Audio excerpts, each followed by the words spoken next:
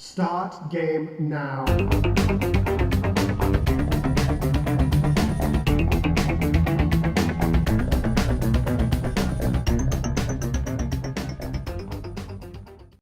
Bib is super excited to try out his new silver belt in Karateka for the Atari 7800 Pro system.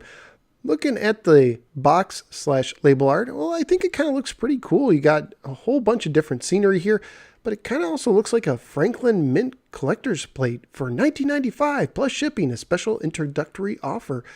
But yeah, so let's go ahead and take Karateka, pop it into our Atari 7800, and see how this super game cartridge holds up today. Let's go to the game.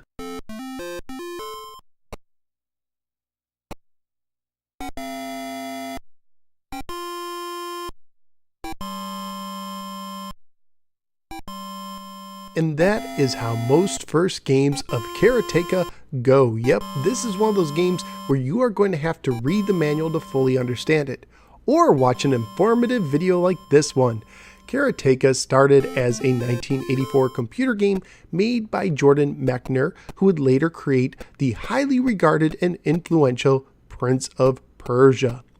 It was published by Atari for the 7800 in 1987.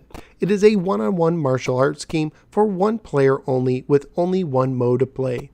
According to the manual, a man named Akuma has stolen your bride-to-be, Princess Mariko, and now it's up to you to defeat him and his guards in order to save her. To start the game, you either have to wait for the opening dialogue to finish or press the select button, which is unusual since most 7800 games start when you either press the reset button or one of the buttons on the controller.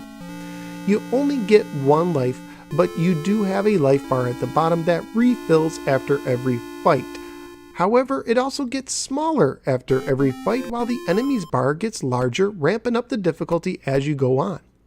Your character has two stances. You start each fight in the standing stance. While standing, you can run forward by pressing right, but if you are hit in this stance, it doesn't matter how much of your life bar you still have left, you will instantaneously die and have to start the game over. To get into the fighting stance, you have to hold down the right button.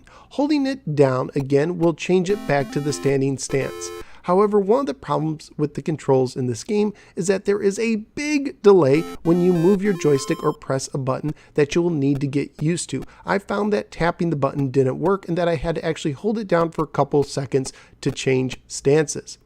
Once in the fighting stance, you can fight. If you hold down the left button and press either right or left, you will slowly, and I mean slowly, move in those directions so you can either retreat or move towards your attacker. While in the fighting stance, you can perform kicks by pushing the joystick to the right and punches by pushing it to the left. You can make your kicks and punches higher by using the diagonal up directions or lower by using the diagonal down directions.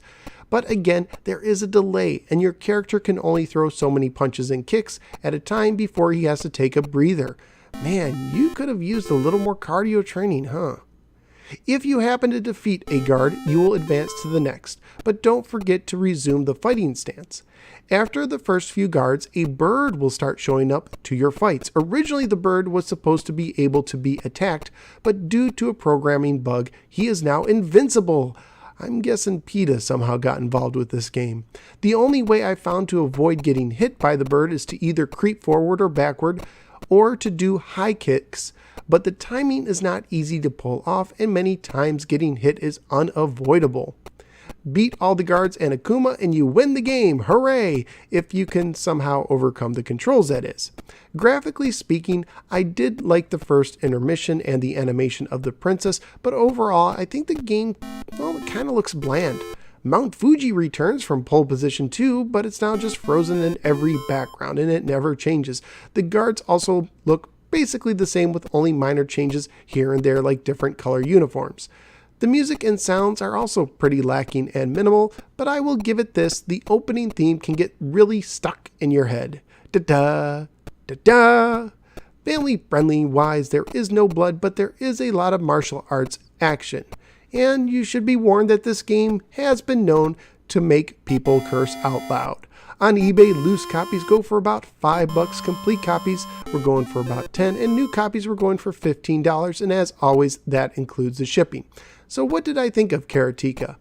Well, It's a bad game. The controls are horrible, especially with the delay. Yet, funny enough, I kind of got used to the controls and I actually found myself coming back for more. So where am I going to rank Karateka? Well, believe it or not, it's not going to be my worst ranked game.